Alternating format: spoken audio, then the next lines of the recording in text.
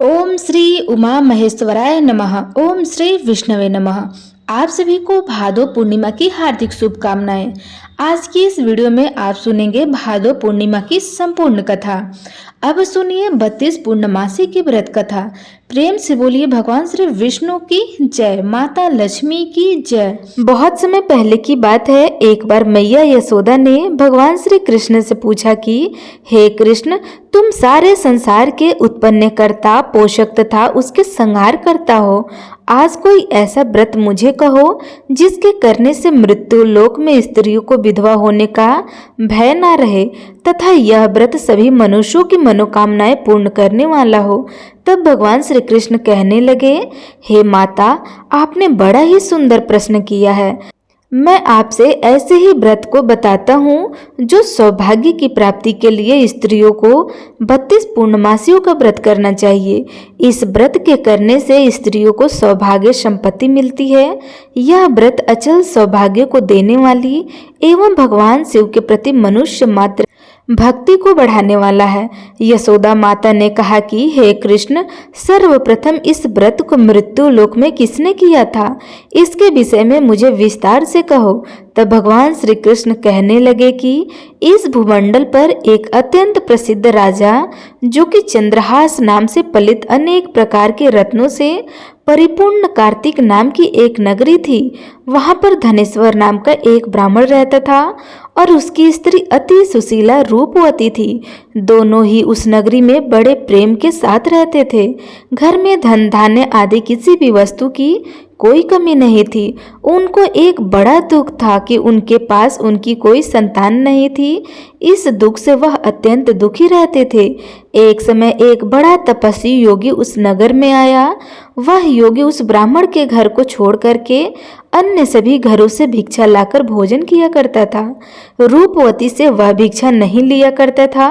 उस योगी के एक दिन रूपवती से भिक्षा ना लेकर किसी अन्य घर से भिक्षा लेकर गंगा किनारे जाकर भिक्षान को प्रेम पूर्वक खा रहा था कि धनेश्वर ने योगी का यह सब कार्य किसी प्रकार से देख लिया। अपनी भिक्षा के अनादर से दुखी होकर धनेश्वर योगी से बोला, हे महात्मा, आप सब घरों से भिक्षा लेते हैं परंतु मेरे घर की भिक्षा कभी नहीं लेते, इसका क्या कारण है?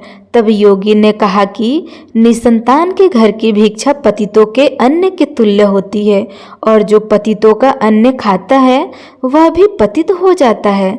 क्योंकि तुम निसंतान हो, अतः पतित हो जाने के भय से मैं तुम्हारे घर की भिक्षा नहीं लेता हूँ।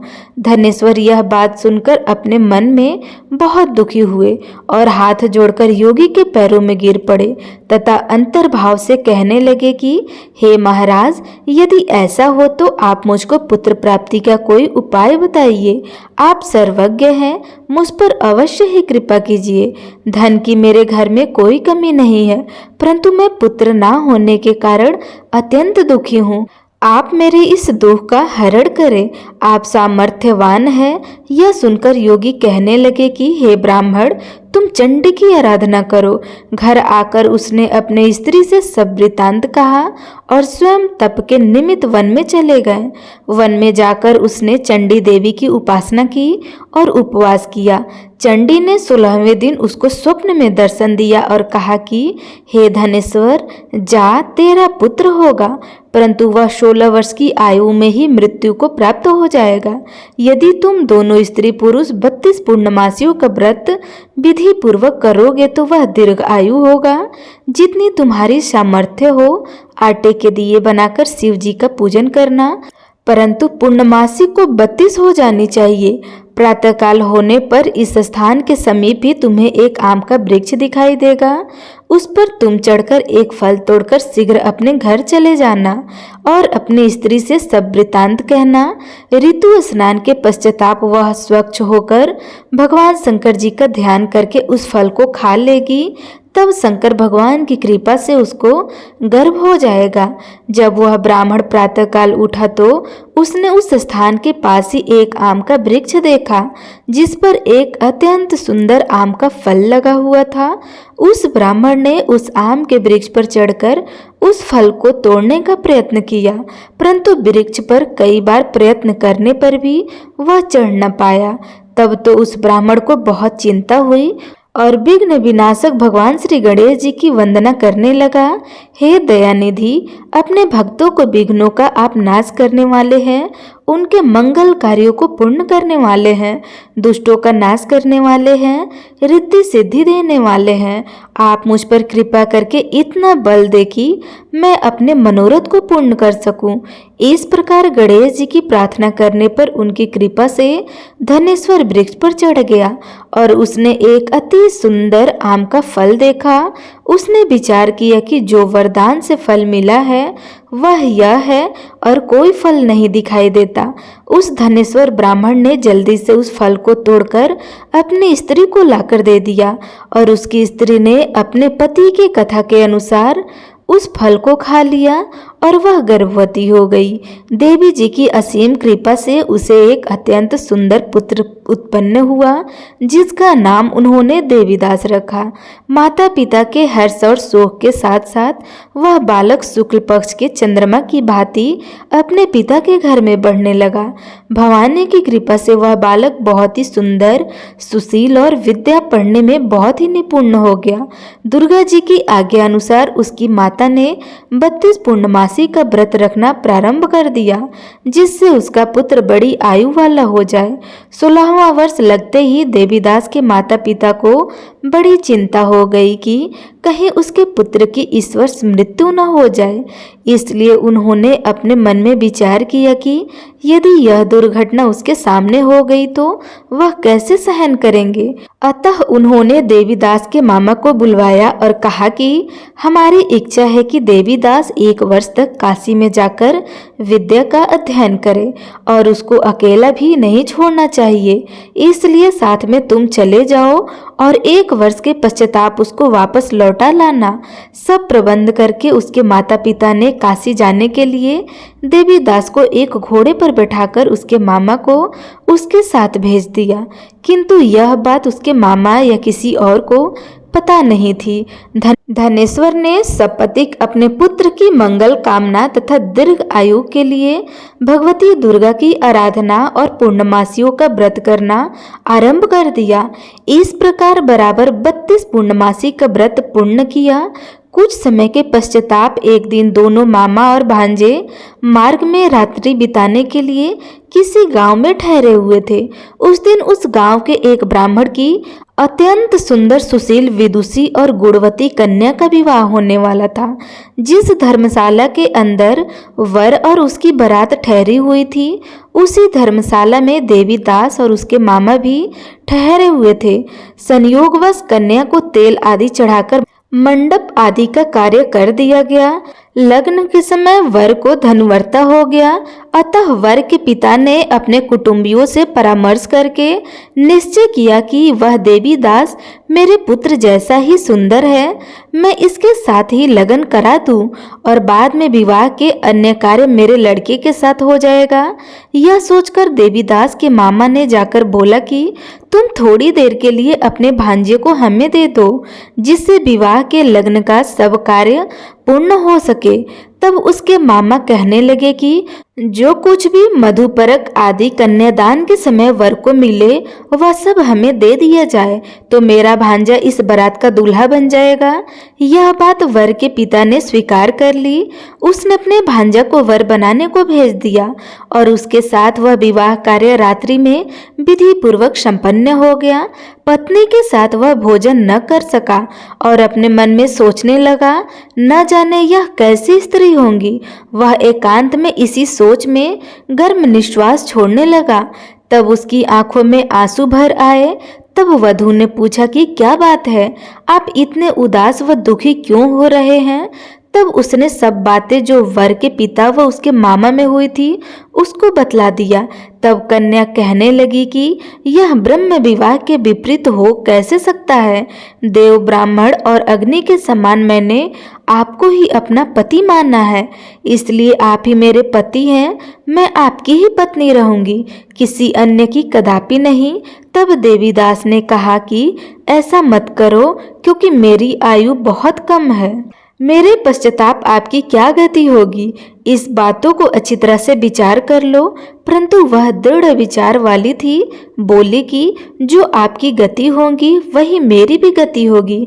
हे स्वामी, आप उठिए और भोजन करिए, आप निश्चय ही भूखे होंगे। इसके बाद देवीदास और उसकी पत्नी दोनों ने भोजन किया तथा शेष रात्रि वे सोते रहे। प्रातःकाल देवीदास ने अपने पत्नी को 3 नगों से जड़ी हुई एक अंगूठी दी, एक रुमाल दिया और बोला कि हे प्रिय, इसे ले लो और संकेत समझकर स्थिर चित्त हो जाओ। मेरा मरण और जीवन जानने के लिए एक पुष्प वाटिका बना लो, उसमें सुगंधित वाले एक 9 मिलान लगा लो, उसको प्रतिदिन जल से सींचा करो और आनंद के साथ खेलो कूदो तथा उत्सव मनाओ। जिस समय और जिस दिन मेरा प्राणांत होगा यह फूल सूख जाएगा, और जब यह फिर हरा हो जाए तो जान लेना कि मैं जीवित हो गया हूँ। यह बात निश्चय करके समझ लेना, इसमें कोई संदेह नहीं है। यह समझाकर वह चला गया। प्रातःकाल होते ही वहां पर गाजे बाजे बजने लगे, और जिस समय विवाह के कार्य समाप्त करने के लिए वर तथा सब बाराती मंडप में आए तो कन्या ने वर को भली प्रकार से देखकर अपने पिता से कहा कि यह मेरा पति नहीं है, मेरा पति वही है जिसके साथ रात्रि में मेरा पानी ग्रहण हुआ था, इसके साथ मेरा विवाह नहीं हुआ था। यदि यह वही है तो बताइए कि मैंने इसको क्या दिया था। मधु पर्क और कन्यादान के समय जो मैंने भूषण आदि दिए थे उन्हें दिखाइए, तथा रात में मैंने क्या गुप्त बातें कही थी वह भी सुनाइए। पिता ने उसके कथानुसार वर को बुलवाया। कन्या की यह बातें सुनकर वह कहने लगा कि मैं कुछ नहीं जानता। इसके पश्चाताप लज्जित होकर वह अपना समूह लेकर वहां से चले गए, और सारी बारात भी अपमानित होकर वहां से लौट गई। भगवान श्री कृष्ण बोले कि हे माता, इस प्रकार देवीदास काशी विद्या अध्ययन के लिए चला गया। जब कुछ समय बीता तो काल से प्रेरित होकर एक सर्प रात्रि के समय उसको डसने के लिए वहां पर आया। उस बिस्तर के प्रभाव से उसके शयन का स्थान चारों ओर से विष की ज्वाला से विषैली हो गई, परंतु वृत्रराज के प्रभाव से उसको काट नहीं पाया, क्योंकि पहले ही उसकी माता ने 32 पूर्णमासी का व्रत कर रखा था। इसके बाद मध्यवाहन के समय स्वयं काल वहां पर आए और उसके शरीर से उसके प्राण को निकालने का प्रयत्न करने लगे, जिससे वह मूर्छित होकर पृथ्वी पर गिर पड़ा। भगवान की कृपा से उसी समय माता पार्वती जी के साथ भगवान शंकर जी वहां पर आए। उसको मूर्छित दशा में देखकर माता पार्वती जी ने भगवान शंकर से प्रार्थना की कि हे प्रभु, इस बालक की माता ने पहले 32 पूर्णमासी का व्रत किया था, जिसके प्रभाव से हे भगवान आप इसको प्राण दान दे दीजिए। भवानी के कहने पर भक्त वत्सल्य भगवान शिव जी ने उसको प्राण दान दे दिया। इस व्रत के प्रभाव से काल को पीछे हटना पड़ा और देवीदास स्वस्थ होकर के बैठ गया। उधर उसकी स्त्री उसके काल की प्रतीक्षा किया करती थी। जब उसने देखा कि उस पुष्प वाटिका में पत्र पुष्प कुछ भी नहीं रहे हैं तो उसको अत्यंत आश्चर्य हुआ, और वह जब वैसे ही हरी भरी हो गई तो वह जान गई कि वह जीवित हो गया। यह देखकर बहुत प्रसन्न मन से अपने पिता से कहने लगी कि पिताजी, मेरे पति जीवित हैं, आप उनको ढूंढिए। जब 16वां वर्ष व्यतीत हो गया तो देवीदास भी अपने मामा के साथ काशी से चल दिया। इधर उसके ससुर उसको ढूंढने के लिए अपने घर जाने वाले थे। वह दोनों मामा भांजा वहां पर उसी समय आ गए। उनको आया देखकर उसका ससुर बड़ा ही प्रसन्नता के साथ अपने घर लेकर चला गया। उस समय नगर के निवासी भी वहां पर इकट्ठे हो गए और सबने निश्चय किया कि अवश्य ही इस बालक के साथ इस कन्या का विवाह हुआ था। इस बालक को जब कन्या ने देखा तो वह पहचान ली और कहा कि यह तो वही है जो संकेत करके गए थे। तदुपरांत सभी कहने लगे कि भला हुआ जो यह आ गया, और सब नगरवासी ने आनंद मनाया। कुछ दिन के बाद देवीदास अपनी पत्नी और मामा के साथ अपने ससुर के घर से बहुत सा उपहार आदि लेकर अपने घर के लिए प्रस्थान किया। जब वह अपने गांव के निकट गया तो कई लोगों ने उसको देखकर उसके माता पिता को पहले ही जाकर सारी खबर बता दी कि तुम्हारा पुत्र देवीदास पत्नी और मामा के साथ आ रहे हैं। ऐसे समाचार सुनकर पहले तो उन्हें विश्वास नहीं हुआ, किंतु जब और लोगों ने भी आकर उनकी बात का समर्थन किया तो उनको बड़ा आश्चर्य हुआ।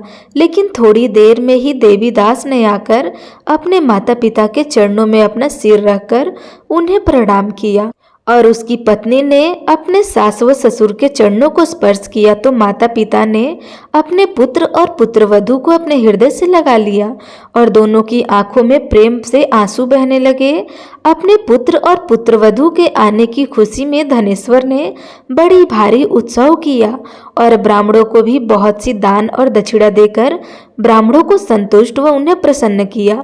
भगवान श्री कृष्ण जी कहने लगे कि इस प्रकार धनेश्वर 32 पूर्णमासी के व्रत के प्रभाव से पुत्रवान हो गया, और जो भी स्त्री इस व्रत को करती है वे जन्म जन्मांतर में वैधव्य का दुख नहीं भोगती हैं और सदैव सौभाग्यवती रहती है।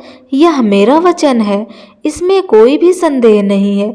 यह व्रत पुत्र पौत्रों को देने वाला तथा संपूर्ण मनोकामनाओं को पूर्ण करने वाला है। 32 पूर्णमासियों के व्रत करने से व्रती की सभी इच्छाएं भगवान शिव जी की कृपा से पूर्ण हो जाती है।